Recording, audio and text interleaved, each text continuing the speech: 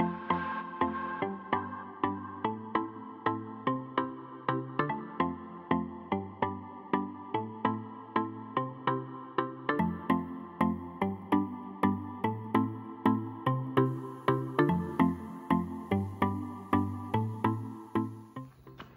allez, suite dans les maïs. Partie 4, vidéo travaux d'automne, suite des récoltes, les moissons de maïs. Je pense que je vais finir sur cette vidéo là. On va préparer la machine pour la journée, plein d'AdBlue, plein de GNR. Et puis après, on va aller se retourner sur la parcelle.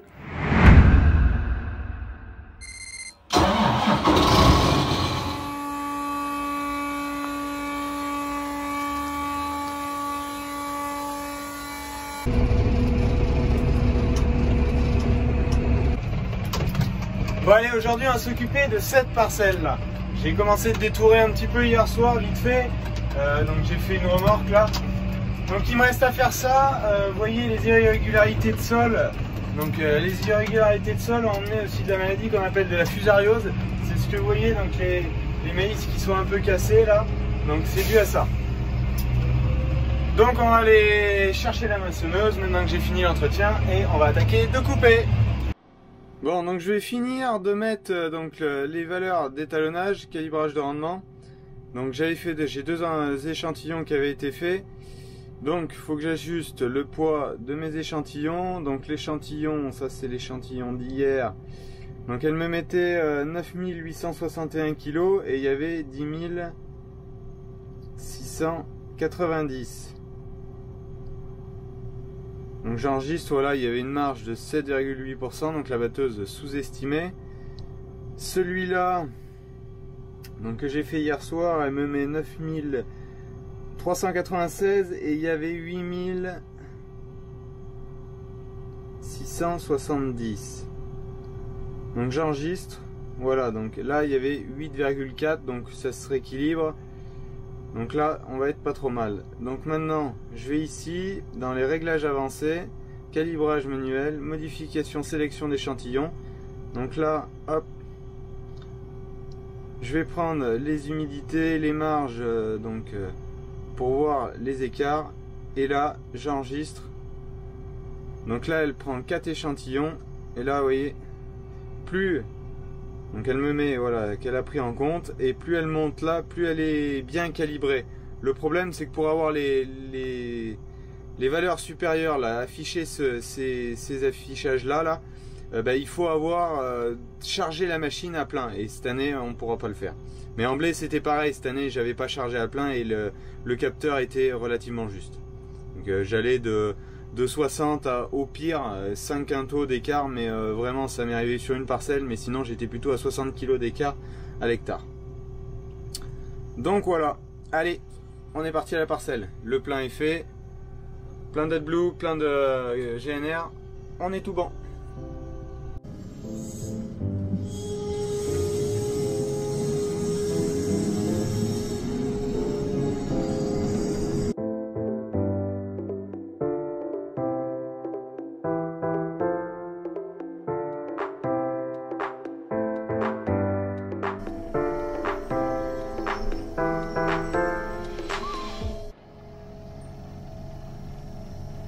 Vous vous souvenez, c'est la parcelle qui était en betterave, la première qu'on a arrachée, que j'avais passée au Karat dans la vidéo partie 1. La terre s'est pas mal arrangée avec les pluies qu'il y a eu. Bon, ça me reste un passement de 10 kg à faire.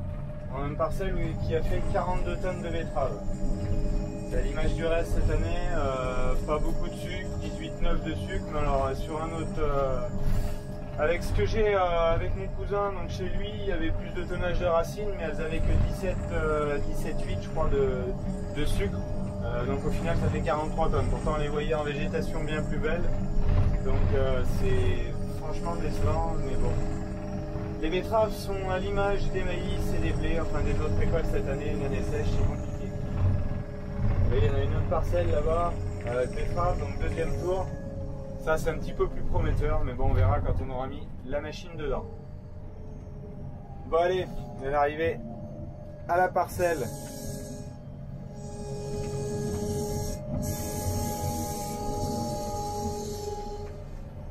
Donc une fois que je suis là, hop, on va passer en deuxième. Dépliage du cueilleur, donc c'est simplement sur les commandes des rabatteurs pour une coupe normale, comme il n'y a pas ces fonctions là sur un cueilleur à maïs, donc ça permet donc le dépliage.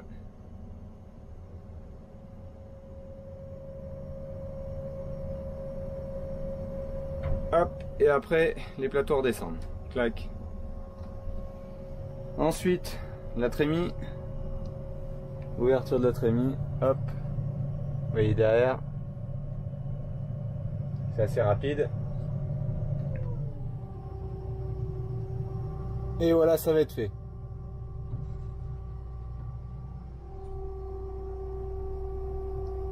Hop, ensuite on va allumer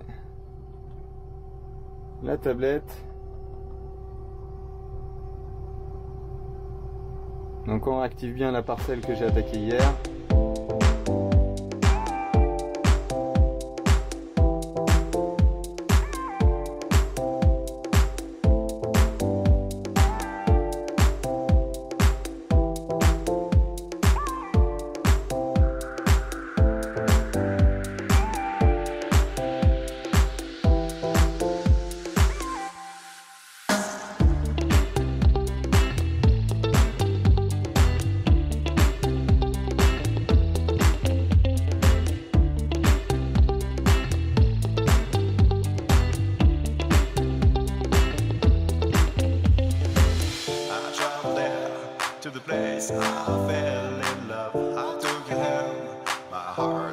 Voilà, je commence à être étalonné à peu près correctement. Donc, vous voyez la parcelle, ce qui me reste, le haut de la parcelle a été ensilé. Parce que vous voyez tout là-haut, là, c'est ce que j'avais, c'était à côté de ce que je passais au Carat dans la partie 2 des travaux d'automne.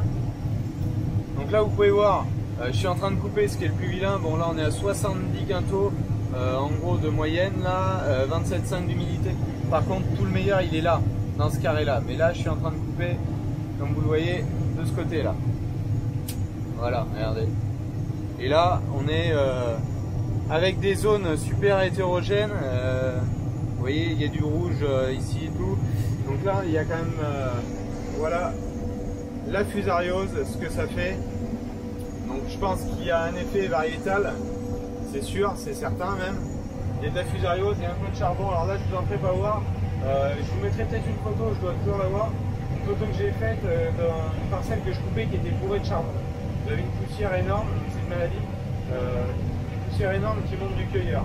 Le charbon, ça fait un peu comme des spores qui sont sur les pieds ou sur les fleurs mâles, ça dépend. C'est pas toujours au même endroit sur le maïs. Donc c'est une maladie qu'on ne peut pas vraiment traiter. C'est dû souvent à du stress climatique. Alors cette année, effectivement, on est gratiné pour ça, donc c'est pour ça qu'on en a pas mal. Et la fusariose, ben, c'est pareil, parce que il y a des sensibilités variétales peut-être, mais les années sèches, on en trouve beaucoup plus. Vous voyez, voilà. Si vous voyez là la parcelle, tout le bas, ça fait beaucoup de vagues. Je vais vous faire quelques images au drone, vous verrez peut-être un petit peu mieux, mais il y a des zones avec de la bonne terre où ben, j'ai de la fusariose. Alors là, c'est pour moi assez compliqué de l'expliquer. L'avantage, c'est qu'avec un climat, je vais pouvoir effectivement zoner ces zones. Là, comme j'ai pas de charbon, ça sera uniquement de la fusariose. Dans le bas du champ, le haut, c'est les zones séchantes aussi. Et le bas du champ, la terre, la profondeur de sol est assez homogène. Donc, je vais pouvoir zoner ça. Après, peut-être que par des analyses de sol, on peut trouver des explications. Je sais pas, je vais travailler un petit peu de ce côté-là pour essayer de trouver réponse à mes questions.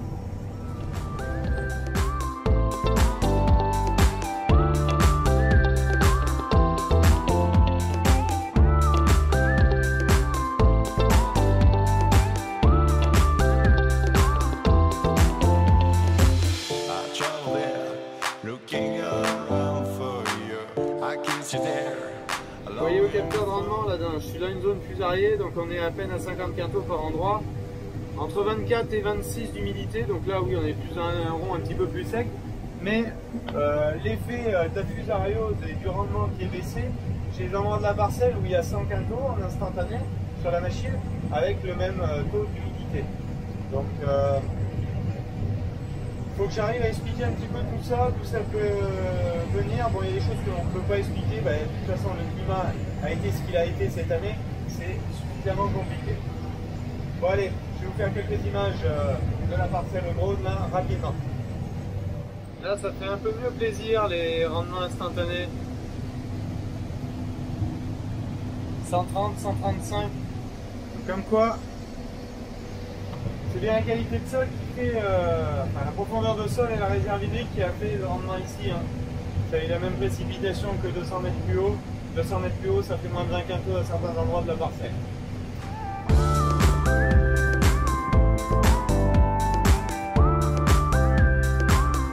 J'ai corrélé deux cartes, une carte d'humidité, voilà, carte d'humidité avec carte de rendement.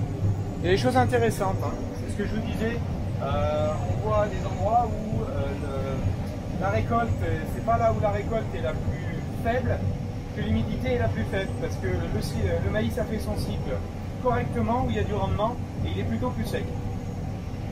Allez, on va poursuivre. Mon père vient d'arriver avec la 14 tonnes, toutes les bennes sont vides, on va pouvoir avancer.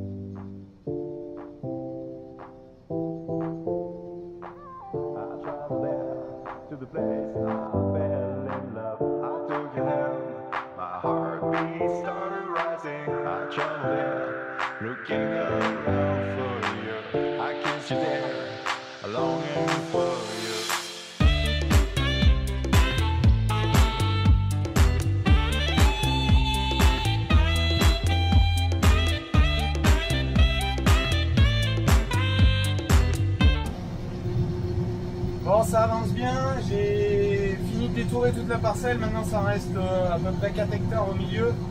J'avais pas fini de détourer cette bordure là. Vous avez vu quelques images de drone justement quand je détourais cette bordure.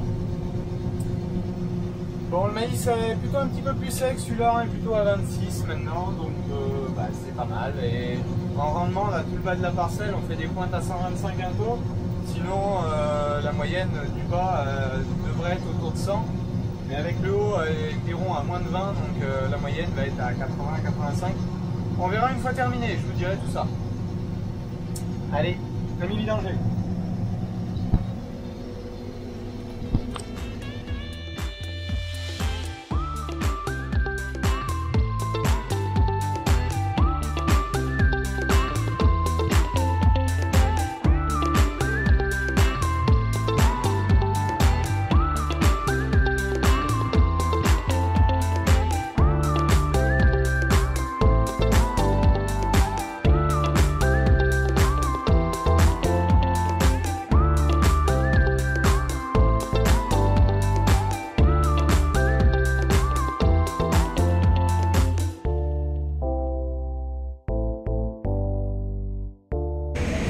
Là vous voyez, j'ai mis les deux caméras, une en face et une sur la récolte.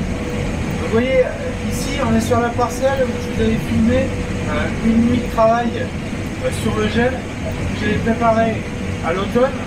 La majorité de la préparation de sol était faite à l'automne. Il y a eu deux passages de carate, des chômages à dents profonds pour structurer le sol. La structure dessous, en dessous de 30 cm, était bonne, elle est préservée depuis quelques années. Et après, j'ai fait un passage de vibroculteur sur le gel au mois de janvier.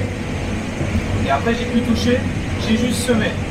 Vous voyez l'avantage ici, quand je parle des fois des couverts. Les couverts, je ne veux pas les proscrire. Je vais faire des essais, essayer des choses et tout.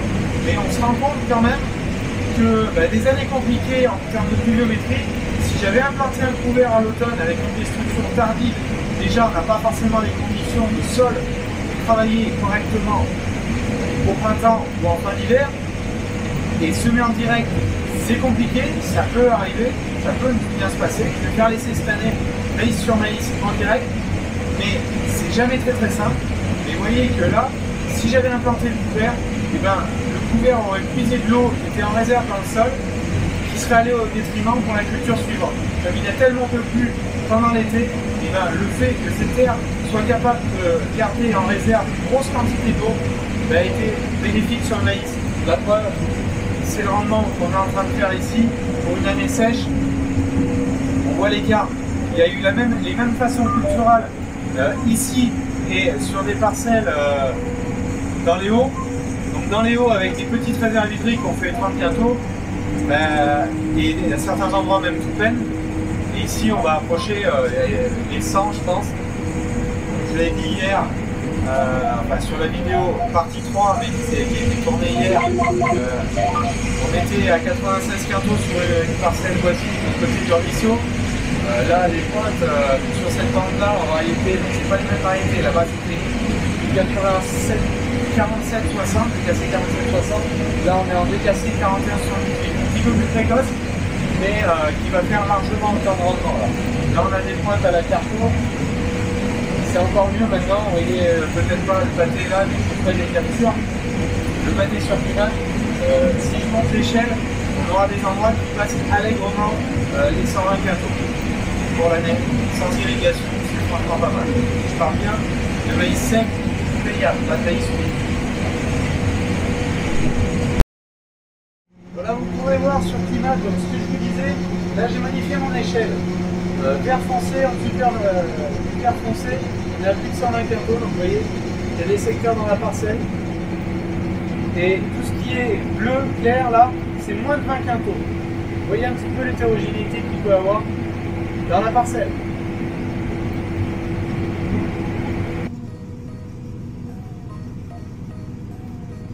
Tu vas aligner doucement, réduis ta vitesse, tiens, un peu doucement. Voilà. Là, tu appuies sur auto, volant, là. Le volant auto, là.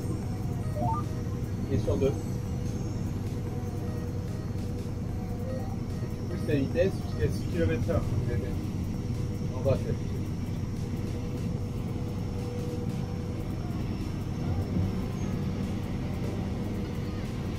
c'est quand même. T'as vu Loulou? T'as vu maman, elle s'est forme à la conduite d'un moissonneuse? Non, pas la maman. Oui.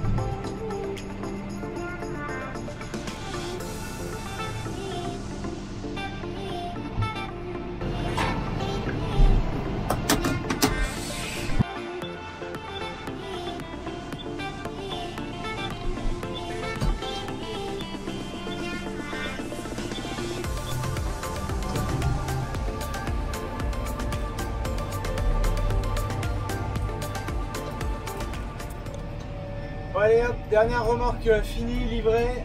Maintenant je remonte à l'exploitation et puis je vais retourner chercher la machine. Je vais les livrer avant la fermeture. Donc c'est parfait. Allez, on va aller chercher la moissonneuse maintenant.